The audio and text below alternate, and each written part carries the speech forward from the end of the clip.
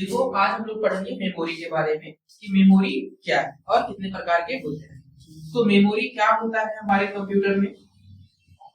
देखो मेमोरी को जो हिंदी बोला जाता है उसको बोला जाता है स्मृति। क्या बोला जाता है? स्मृति। ठीक है ना। ये होता है याददाश्त। क्या होता है? याददाश्त। जैसे हम लोगों के पास क्या होता है? माइंड होता है। जो भी चीज हम लोग पढ़ते हैं, सीखते हैं, सुनते हैं, वो चीज हमको याद हो जाता है। ऐसे ही हमारे कंप्यूटर में जितना भी हम लोग काम करते हैं वो कहाँ स्टोर होता है?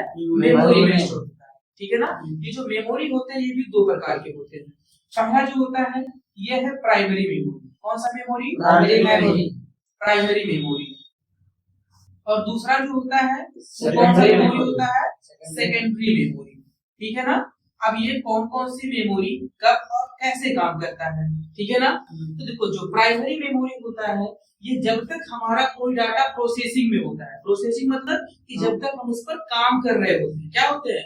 काम कर रहे होते हैं, तब तक ही वो उस डाटा को स्टोर करता है।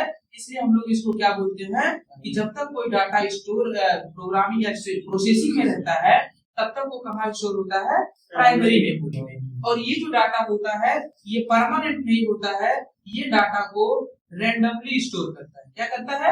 रैंडमली स्टोर करता है, मतलब अस्थायी रूप से यह डाटा को स्टोर करके रखता है।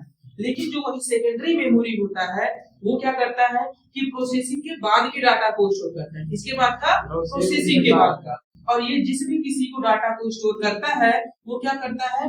परमानेंटली स्टोर करके रखता है। क्या करता है? परमानेंटली स्टोर करके रखता है। मतलब यह डाटा को अस्थायी रूप से स्टोर कर लेता है और तब तक नहीं डिलीट करता जब तक हम खुद उसको डिलीट ना करें।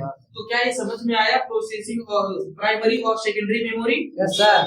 प्राइमरी मेमोरी डाटा को क्या करता है? प्रोसेसिंग के समय तक स्टोर करता है। लेकिन सेकेंडरी मेमोरी क्या करता है? प्रोसेसिंग के बाद के डाटा को स्टोर करता है।